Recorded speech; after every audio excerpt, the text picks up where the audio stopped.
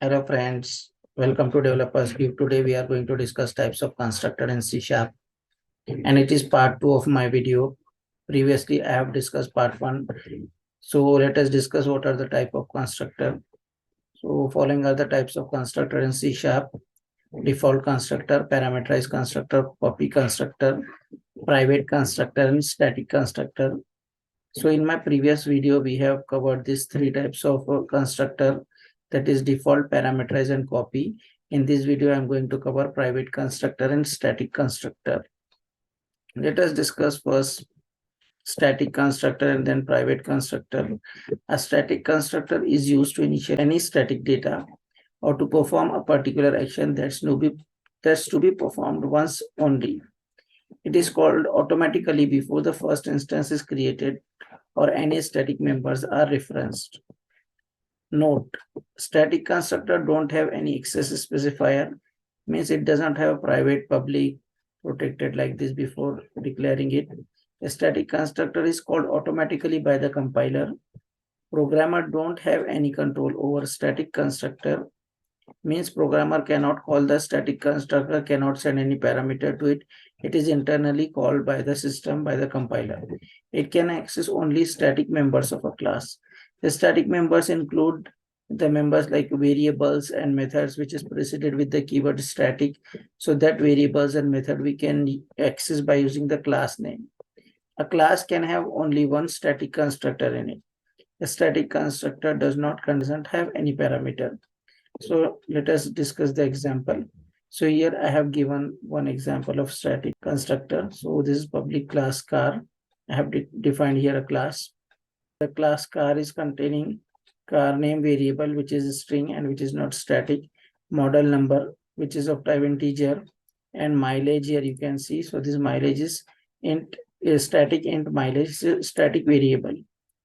And here I am declaring one static constructor, static car. So this constructor is preceded with the keyword static. So here brace is opening and closing, and I'm assigning mileage equals to 120 here to this static variable, and it is closing. Now let us discuss this example in our Visual Studio. So in my Visual Studio, as you can see here, I'm having one project, types of constructor part 2. And here in this project, I have declared a class car. So in car, I am having car name variable, model number variable, and mileage variable. So mileage variable is of, you can see here error is there. What it is saying, an object reference is required, means we need to create the object and then only we can access it. So we can only initialize this static variable in static constructor.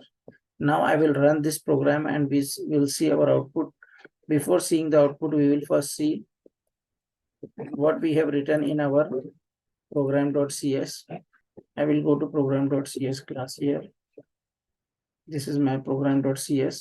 You can see I'm creating one variable mileage equal to car.mileage. You can see that by using class name, I can access this static variable, and I'm assigning this value into mileage, and then I'm printing here mileage and here reading the line so that console will stop. So I will run here this. Now here, as you can see that it is printing 120 because we have assigned here in car, we have assigned 120 value to this static variable. So it is working as expected. Now we will see our next constructor, that is private constructor. The constructor which is preceded with the private access specifier is called private constructor. It is generally used in class that only contains static members in it. If a class contains one or more private constructors, suppose a class having one private constructor or more than one private constructor and no public constructor, then other classes cannot create object of that class because private variables are not accessed from outside of the class. So it is not possible to create the object of this class which is having private constructor. Private constructor are generally used for achieving singleton design pattern. Generally, it is used in singleton design pattern. A singleton design pattern is a software design pattern where we can create only one object of the class. So now we'll see the example of private constructor. As you can see here, this is my class bike, and in this class bike, I have created private constructor bike and another one private constructor with parameter having name and model number as a parameters. So in this bike class, in this private constructor, I am assigning model number x1, x20 to model number variable, and this model number variable you can see here. I have declared it is an instance variable, and now I'm having one method get instance which is static, which is preceded with the keyword static, and it is of type bike. It will return object of the bike. So here I am checking, this is my bike obj variable, which will contain value of type bike. So here I am checking that if bike obj is not null, then I will return this bike obj, means it contains the object. If it is null, I will create the bike object here, assign it, and I will return.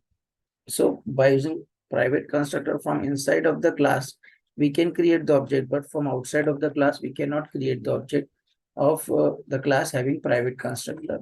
So here in program.cs, you can see that I have created one bike variable, and by using class name, I'm accessing this static method get instance is returning object of bike class, and I'm assigning it to be variable. Then I can access model number and bike name, and here I'm reading the lines. I will run this program and we will see the output. So I'm running the program here, and as you can see here, it is printing x20. It is the model number which we have assigned, and here blank is coming because we have not given any name in the byte, not assigned, so empty value is coming and cursor is coming here. This was all about our private constructor. Thank you.